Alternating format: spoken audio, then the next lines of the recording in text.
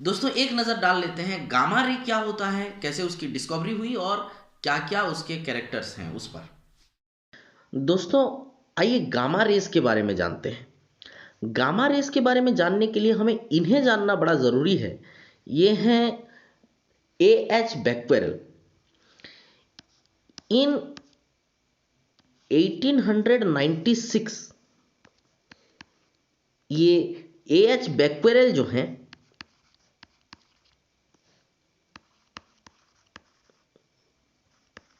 इन्होंने gamma ray की discovery की थी।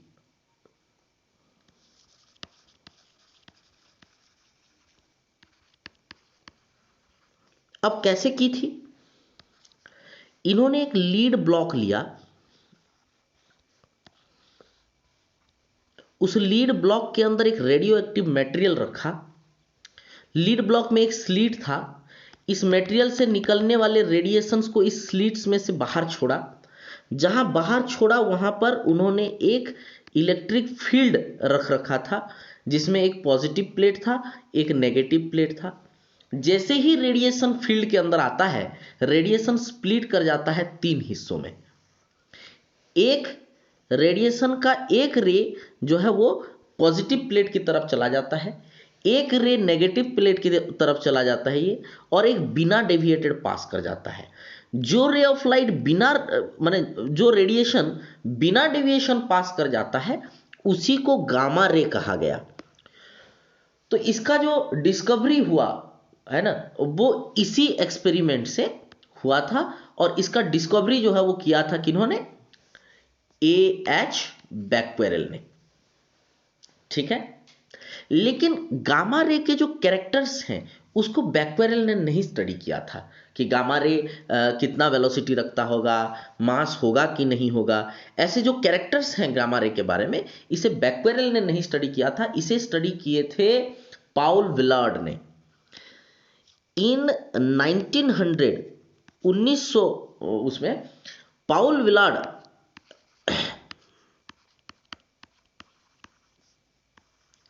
इन्होंने गामा रे के सभी कैरेक्टर्स ऑब्जर्व किए थे। हैज ऑब्जर्व्ड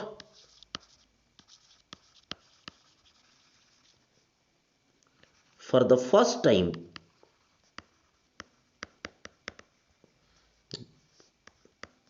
गामा रेज, वो भी कहां? इन रेडिएशंस इमिटेड बाय रेडियम, क्योंकि ये रेडियम पर काम कर रहे थे।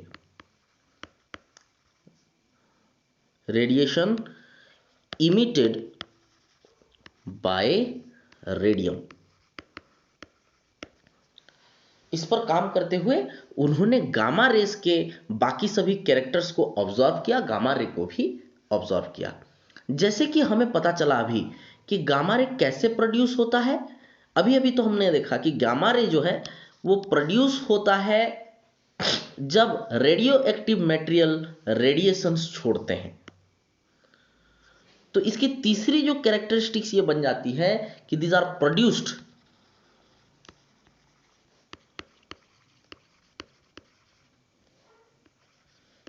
इन न्यूक्लियर रेडिएशंस,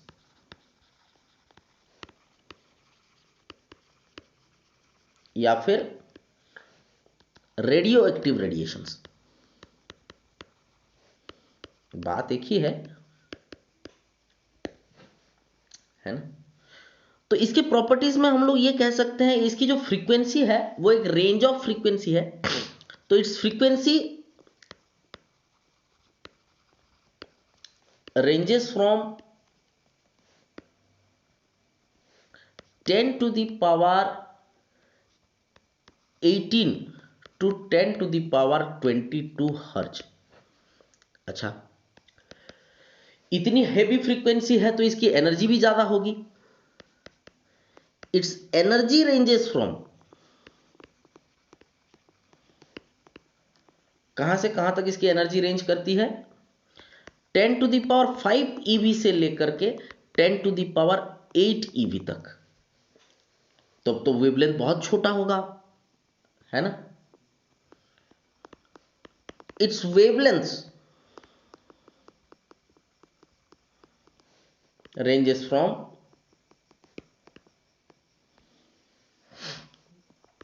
10⁻⁻10 मीटर से लेकर के 10⁻⁻14 मीटर तक। ये तीनों बहुत इंपॉर्टेंट हो जाते हैं एग्जाम पॉइंट ऑफ व्यू से, क्योंकि इसे नेकेड आई से नहीं देखा जा सकता। It can not be seen through naked eye. हमारे विजिबल रेंज में ये नहीं है, तो इसे डिटेक्ट किया जाता है ना। इसके इंप्रेशंस को स्टडी किया जाता है। इट इज डिटेक्टेड बाय, अब क्या क्या हमारे पास अवेलेबल है जिसमें इसे डिटेक्ट किया जाए। एक होता है फोटोग्राफिक प्लेट,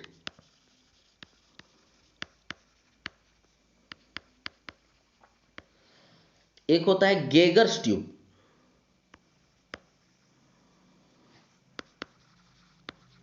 और एक होता है आयोनाइजेशन चेंबर।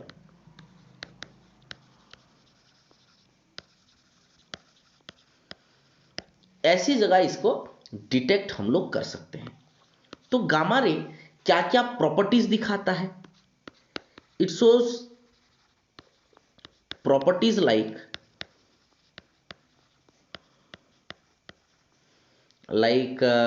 फॉस्फोरोसेंसी,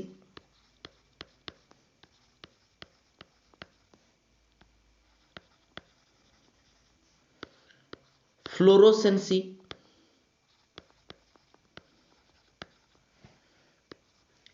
पोलराइजेशन और डिफ्रैक्शन भी। तो ये सभी कैरेक्टर गामा रे दिखाता है। इसकी पेनिट्रेट करने की पावर बहुत हाई होता है। It has high penetrating power.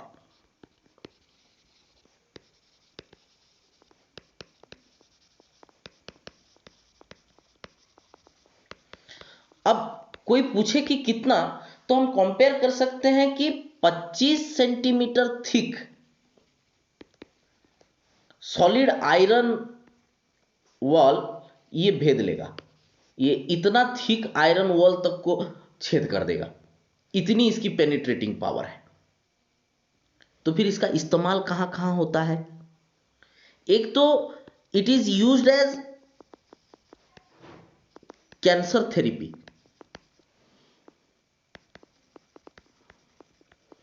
Cancer treatment में इसका इस्तेमाल होता है।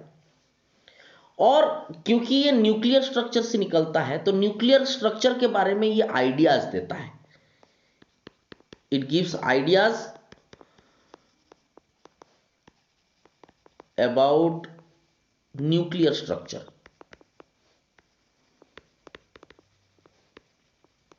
इसकी अगर सही से स्टडी की जाए तो हमें न्यूक्लियस के स्ट्रक्चर के बारे में बहुत सारी चीजें पता चलती है। तो ये सब थे गामा रे, और कैसे उसका डिस्कवरी हुआ, है ना। किसने इसकी जो कैरेक्टरिस्टिक्स जो है वो स्टडी किए, और क्या क्या इसके कुछ बेसिक कैरेक्टर्स हैं उसके बारे में छोटी सी जानकारी।